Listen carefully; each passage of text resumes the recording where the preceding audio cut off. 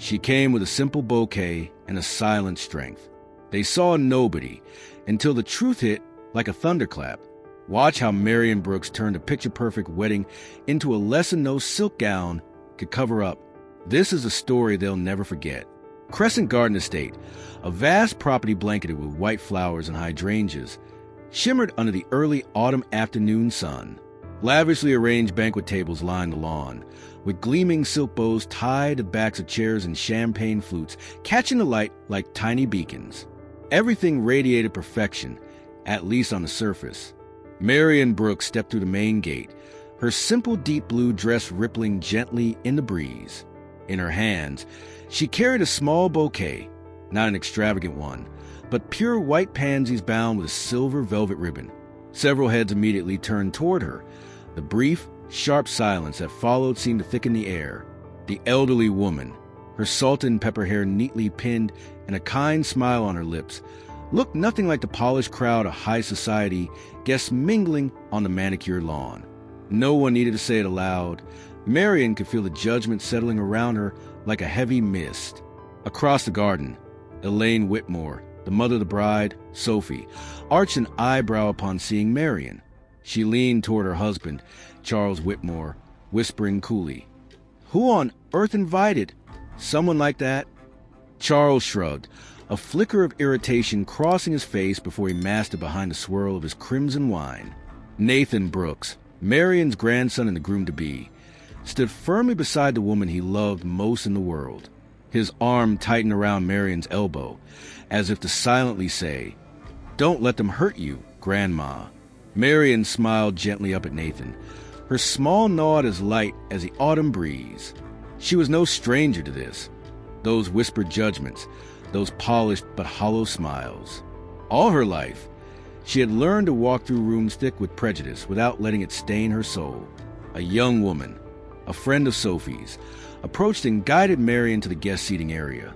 But instead of a place of honor near the front, Marian was ushered to the very last row, tucked away at the edge of the garden near the low bushes. Her chair was isolated from those closer to the bride and groom.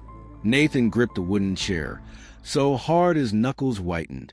But Marian simply placed a gentle hand over his, her eyes saying, "It's all right, my dear." From afar, Elaine observed with quiet satisfaction. She turned back to her circle of friends and whispered a comment just loud enough for those nearest to hear. "Well, someone has to stay behind to clean up after the party." A few sharp, brittle giggles broke out, cold and cutting as an early winter wind. Marian heard it all, every word, but she did not turn her head, did not respond. She simply tightened her grip around a bouquet of pansies, letting their soft fragrance wrap around her like an invisible cloak of comfort. Because Marian knew a person's worth was never measured by how others looked at them. It was measured by how they chose to stand tall, even when the entire world turned its back. And today, though no one in the Whitmore family realized it yet, she was about to teach them a lesson, not with grand, sweeping speeches, but with quiet, unshakable dignity. The ceremony began as the sound of violins floated beneath the canopy of trees. Guests gradually settled into their seats, the murmured chatter fading into the surface-level solemnity expected of any event held at Crescent Garden Estate. Marian Brooks sat silently in the very last row, her hands calmly folded in her lap. The small bouquet of white pansies rested atop her knees, their faint fragrance still lingering softly around her. Glances, pitying, curious, cold, kept darting in her direction. A few unfamiliar guests, unaware of the underlying tensions, whispered among themselves, wondering whether Marian was from the groom's or the bride's side. Elaine Whitmore, adorned in her glittering champagne-colored gown, swept gracefully down the rows of guests, nodding and smiling in polished acknowledgement. But when her eyes brushed past Marian, the smile faltered, vanished so quickly it was as if she spotted a stain on an otherwise pristine silk canvas. Marian caught the look and answered with a gentle, unwavering smile. She had lived long enough to know coldness from others never diminished the worth of the one being slighted. It only revealed the smallness of the hearts that cast it. An older woman, a distant Whitmore relative, approached Marian, balancing a glass of sparkling wine in her manicured hand. Leaning in with feigned warmth, she asked, "Excuse me, are you with the staff here? Or perhaps a long-serving housekeeper?" The words floated in the air like tiny barbed thorns, met with a few muffled, mean-spirited chuckles. Nathan Brooks, standing further up the aisle, immediately stiffened, his gaze sharpening as he prepared to intervene. But Marian tilted her head slightly, her eyes gently reminding him, "My boy, sometimes the loudest answer is the one we never give." Marian turned to the woman, her voice soft yet firm, as steady as a mountain brook. "Today, I am simply here to bless a new marriage. No need to define my place." The woman flushed crimson, stammering as she quickly turned away, leaving Marian alone once more amid a sea of prying eyes. The violins continued their serene melody. Down the aisle, Sophie Whitmore, radiant in her ivory gown, her golden hair cascading in soft waves, walked slowly, her hand resting tenderly in Nathan's. Marian lifted her face toward the sky, her eyes shining with warmth. No trace of bitterness, no hint of anger. She would not allow them, or the prejudices passed down through generations, to pull her down. Not today. Not ever. Because Marian Brooks understood that true strength didn't lie in retaliating against every disdainful glance, every cutting remark. True strength was in continuing to love, continuing to believe, even when the world outside turned its back with cold indifference. She gently tightened her grip on the bouquet in her lap, holding close the memories of love, of dignity, of herself. All the things no cruel word could ever touch. And as Nathan and Sophie drew nearer, Nathan's eyes sought Marian's among the sea of faces, like a sailor searching for a steadfast lighthouse amid a raging current. She smiled at him, a smile as light as the first breeze of the season, and in that moment Nathan knew she had always been his quiet, unwavering strength. Applause scattered to the garden as Nathan Brooks and Sophie Whitmore stepped onto the small flower-draped altar. The officiant began reciting the formal blessings, but within the rows of guests, silence didn't equate to peace. Elaine Whitmore sat upright in the front row, her back stiff, her gaze sweeping over the gathering like a queen surveying her court. When her eyes landed on Marian Brooks, sitting at the far back, discomfort flickered across her face, sharp and unmistakable. "She must come from a very different place than us," Elaine whispered to Charles, her voice low but dripping with undisguised condescension. Charles Whitmore smirked, lifting his champagne glass for a small, lazy sip before muttering, "At least she dressed appropriately. I half expected someone barefoot," he sneered. Elaine giggled softly, a breeze like sound sharp enough to cut. She turned to her circle of close friends clustered nearby and whispered just loudly enough for those around them to hear, "Nathan must be some sort of charity project." A few stifled chuckles followed, as brittle and cruel as the crack of fine crystal under a high heel. To them, the Groom's family was nearly invisible. The only things that mattered were lineage, wealth, and social standing. And Nathan, in their eyes, was nothing worth boasting about. From the altar, Nathan caught Marian's gaze. She wasn't looking at Elaine or Charles. She wasn't distracted by their cruelty. She only looked at him, with a gaze so full of quiet belief that it wrapped around him like a shield. The crowd began to murmur as the officiant's voice echoed through the garden, warm and clear over the soft hues of the setting sun. "Will the representatives from both families please come forward to participate in the ring ceremony?" Elaine Whitmore, flashing a flawless social smile, immediately swept forward, pulling along Charles Whitmore in his perfectly tailored suit. As she glided past the rows of guests, her gaze flicked across Marian Brooks, a middle-aged woman in a simple deep blue dress, holding a bouquet of delicate white pansies. Elaine hesitated for half a second, her eyes sweeping over Marian like she was inspecting some out-of-place object left behind in an otherwise immaculate gathering. "Oh," Elaine said sweetly, her voice coated with barbed sugar, "I do hope you're comfortable, even if your seat isn't exactly up front." She had no idea who Marian was. In Elaine's eyes, Marian was just another out-of-place guest, perhaps some forgotten acquaintance of the Grooms that no one had bothered to properly vet. After all, the Whitmore family had never truly looked into Nathan Brooks' side. All they knew was that Nathan was a promising young entrepreneur, orphaned at a young age, and raised by some grandmother they'd never met and had never cared enough to ask about. Marian lifted her gaze, her serene smile unwavering. "As long as I get to witness true love," Marian said softly, "then I'm exactly where I'm meant to be." A few nearby guests froze mid-sip, their champagne flutes suspended in the air. Elaine blinked, her smile faltering just slightly before she quickly turned away, her stiletto heels clicking sharply against the cobblestones as if to erase the awkward moment. Charles muttered under his breath, just loud enough for Marian to hear. "True love? Sounds like the kind of sermon you'd hear in some rundown country chapel." Up on the stage, the officiant continued. "And now, from the groom's family, we invite Mrs. Marian Brooks, the woman who raised and remains the closest family to Nathan, to join us for the ring ceremony." A ripple of gasps swept through the garden. Elaine's face twitched. Charles's brows furrowed deeply. It was clear neither of them had realized that the stranger they had just so casually dismissed was, in fact, Nathan's true family. Marian rose slowly, without a trace of arrogance, without even flicker of hesitation. She began walking toward the stage.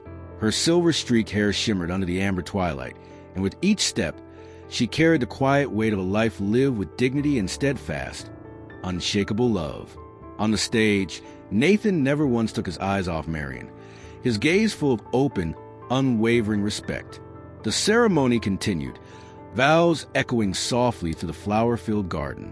Yet at the center of it all, bathed in warm light, stood Marian Brooks, the very woman they had once dismissed, now an undeniable witness to true love. When the ceremony ended, soft jazz music floated through the garden, now glowing with a warm twinkle of fairy light strung across the trees.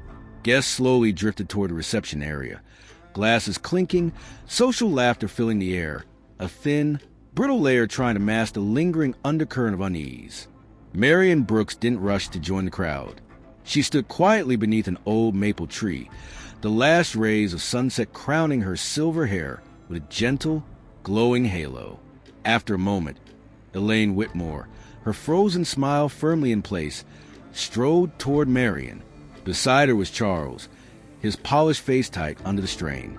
This time, they didn't dare show their disdain openly, but the stiffness in their nods, the forced pleasantries, they were impossible for Marian not to see.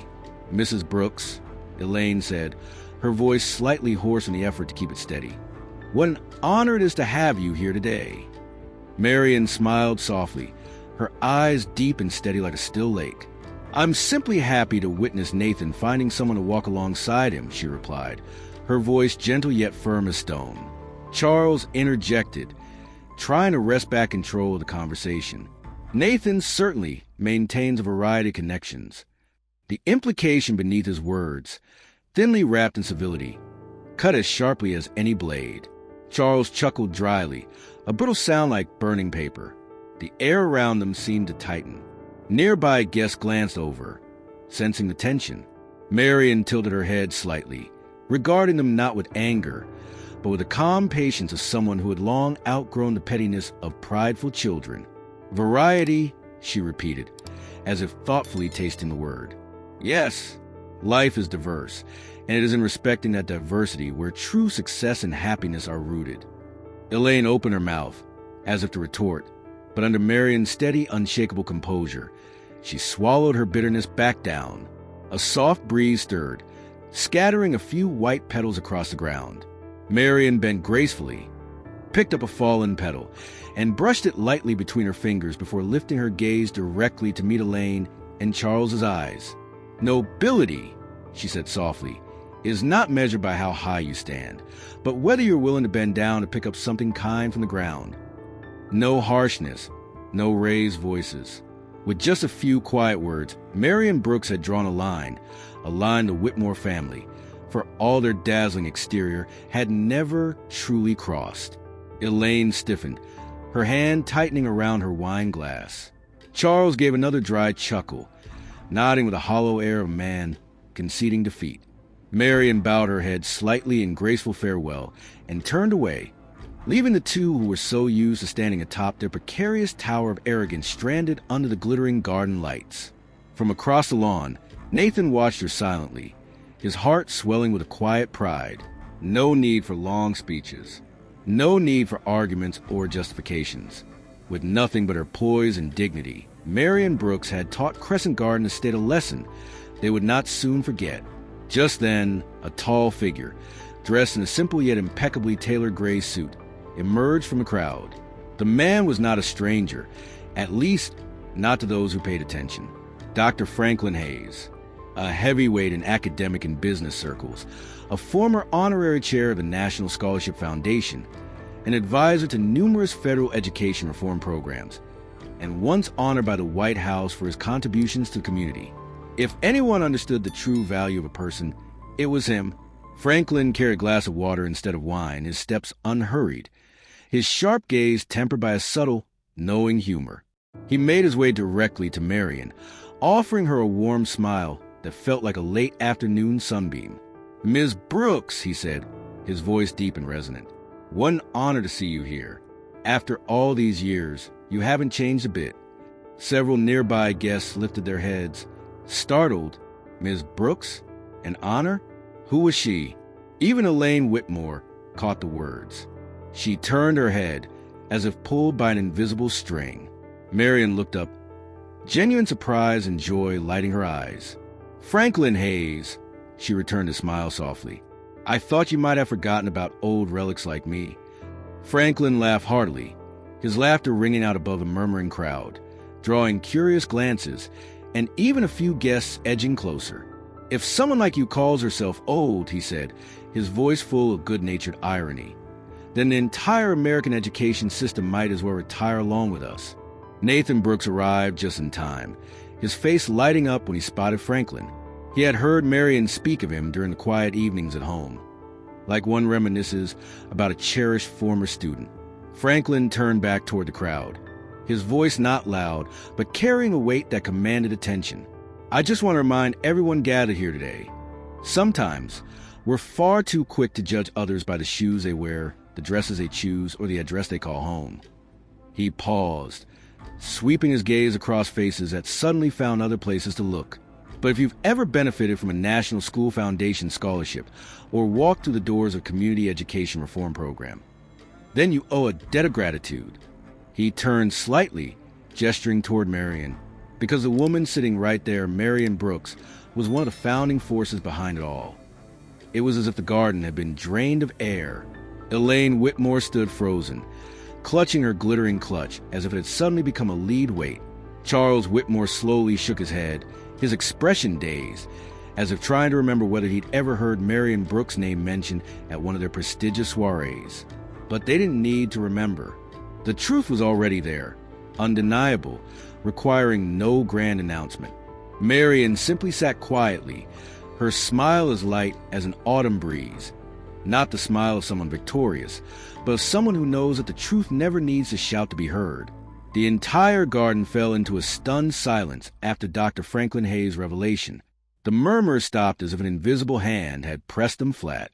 All eyes turned toward Marian Brooks, the simple woman with a small bouquet of white pansies, the woman so many had just moments earlier dismissed as an outsider.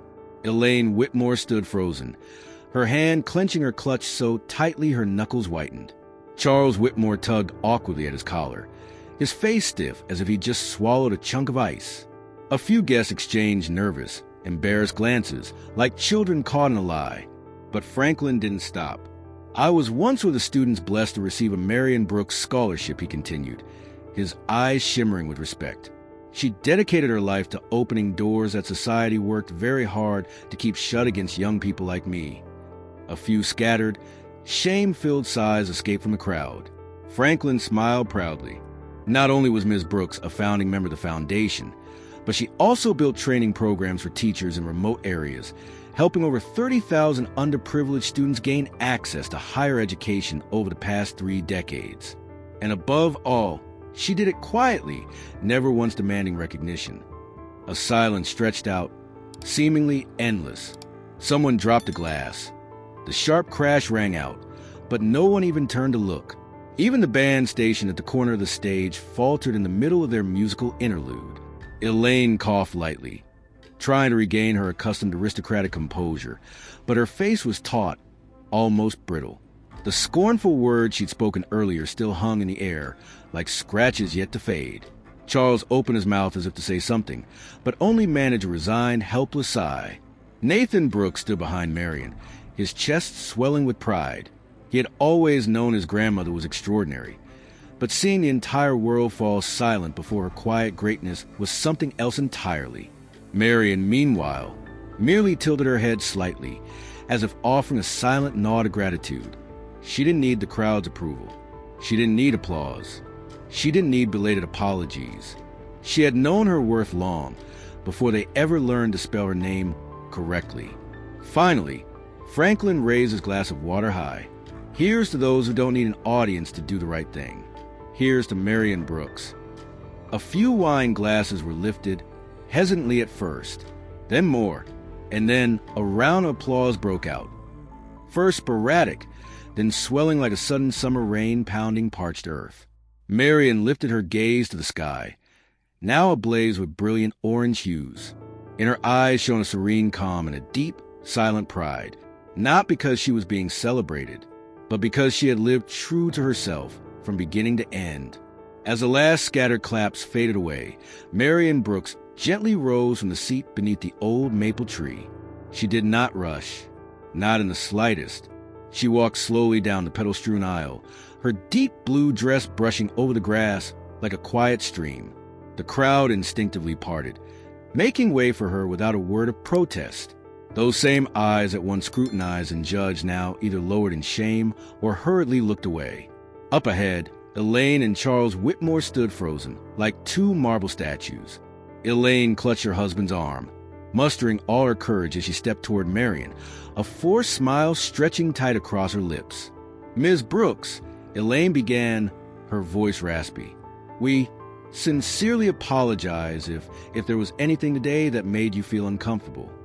Charles nodded furiously beside her, as if the sheer number of nods could somehow lend their apology more sincerity.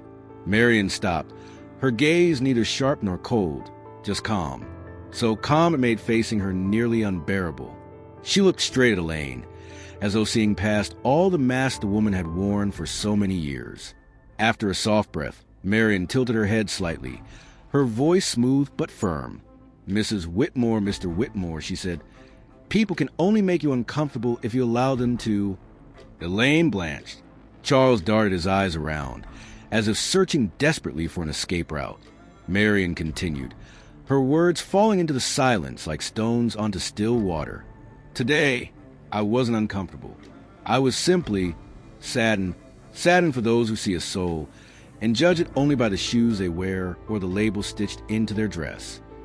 A wave of silence swept through the crowd, and then unexpectedly, the soft clink of a glass sounded, not from embarrassment this time, but in agreement. A woman standing nearby, an old colleague of Marian's whom Franklin Hayes immediately recognized, smiled and raised her glass. "Well said," she declared, her voice not loud but carrying to the garden like ripples across a pond. Not everyone is lucky enough to recognize true worth when it stands right in front of them. Several other glasses lifted in quiet solidarity. The atmosphere in the garden shifted. No more mocking laughter, no more scrutinizing stares. Only silent, profound respect remained. Elaine stood rigid, her lips pressed into a thin line. Charles tugged awkwardly at his wife's elbow, as if trying to retreat from the public humiliation that was now undeniable. But Marian was already walking away. She didn't need their apology.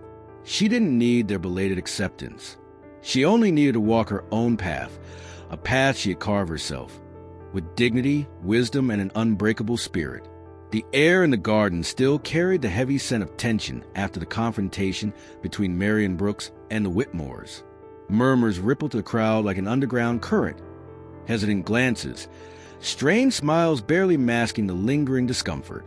And now, Nathan Brooks clenched his fists, his blue eyes flashing with a fierce mix of pride and outrage. He knew he could no longer just silently stand behind his grandmother. It was time to speak. Publicly. Right here, right now. In front of all of them. Nathan stepped forward into the center of the courtyard, where small clusters of guests stood awkwardly. The setting sun gilded his hair, casting him in a golden light. solid and unshakable, like a monument planted firmly in the earth. He cleared his throat, not loudly, but with enough weight to silence the murmuring crowd. "If I may," Nathan began, voice steady and cutting through thickening dusk, "I'd like to say a few words, as the man you all gathered here today to bless." All eyes turned to him. Sophie Whitmore clutched at her dress, wide-eyed and hesitant. Elaine and Charles Whitmore stood stiff as statues, their faces drained of color. Nathan locked his gaze onto the Whitmores, his voice calm but sharp as a blade. "Today, too many of you chose to judge the worth of a person based solely on their attire, their seat, or their unassuming appearance." He paused, letting the words soak into the thick, stifling silence. "And sadly," Nathan continued, "among those doing the judging were people who should have been examples of kindness and decency." A few guests shifted uneasily on their feet, eyes darting away. Nathan glanced toward Marian, standing quietly beneath the maple tree, her expression as serene as if she were simply listening to a distant brook. He tightened his fists. "Marian Brooks is not just my grandmother. She's the woman who taught me that a person's true worth isn't measured by titles or bank accounts, but by how they treat those they have no obligation to impress."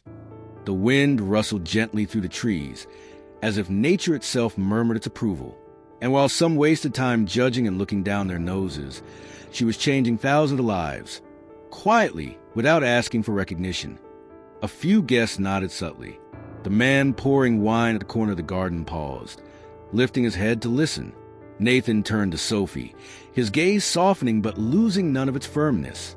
"Sophie," he said, "today you agreed to become part of my family, and my family is built on these values."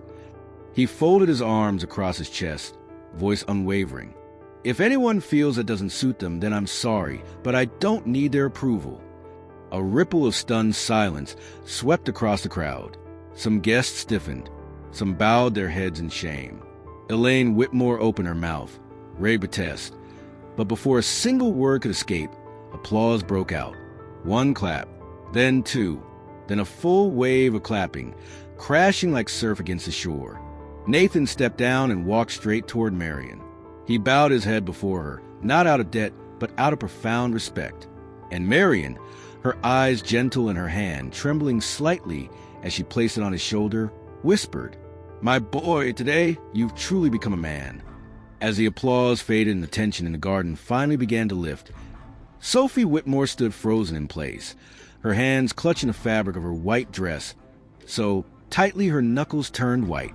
The crowd's gaze no longer lingered on Marian Brooks. It slowly shifted to her, to the new bride of the day. Sophie knew she couldn't stay silent. She couldn't hide behind the polished, empty smiles the Whitmores had trained her to wear since childhood. Not today. Gathering every ounce of courage, Sophie slowly stepped toward Marian and Nathan, each step heavy with the weight of lifelong, inherited prejudices. Standing before Marian, Sophie stopped. Her eyes were red and glistening, but steady, no longer darting away or filled with doubt.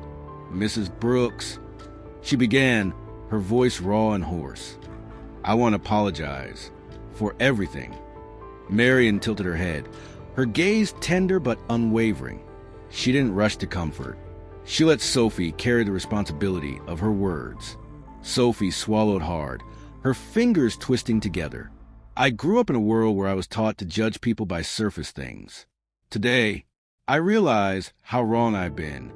Nathan stood silently beside her, his expression neither pushing nor pulling, only waiting quietly. Sophie took a deep breath, then turned to look Nathan straight in the eye, no fear left to hide behind. "I promise you," she said, her voice trembling but steady, "our marriage won't carry those prejudices with it. I will learn to see people the way your grandmother taught you, to see with the heart, not through society's eyes." Marian raised an eyebrow, a flicker of surprise crossing her face. She hadn't expected a promise, but a promise like that, made in front of everyone, required courage, true courage. A brief silence stretched between the three of them. Then Marian reached out her hand, not dramatically, not hurriedly, just a simple gesture, warm and strong, like the value she had always believed in. Sophie looked at the offered hand, her eyes brimming with tears. then placed her own hand into it, trembling. Marian squeezed it gently, her smile spreading slowly, patient, forgiving, yet demanding at the same time. "Don't just promise me, dear girl," Marian said softly. "Live it, so you can be proud of yourself." Sophie nodded, tears glittering under the fading light of the evening. Nathan placed his hand on her shoulder, his eyes filled with hope.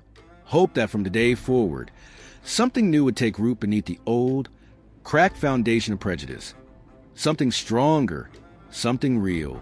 The three of them stood there, beneath the blazing maple trees and the golden sunset, connected not by blood, but by choice. The choice of love, to understand and to dare to change. As the last rays of sunlight bathed the sprawling garden, Marian Brooks quietly left the heart of the celebration, without fanfare, without farewell. She walked slowly down the cobblestone path leading outward, her deep blue shawl fluttering gently in the breeze. No one stopped her, no one dared, because everyone understood this woman needed no grand send-off. She had already left them something heavier than any farewell could bear, a lesson they would carry for a lifetime.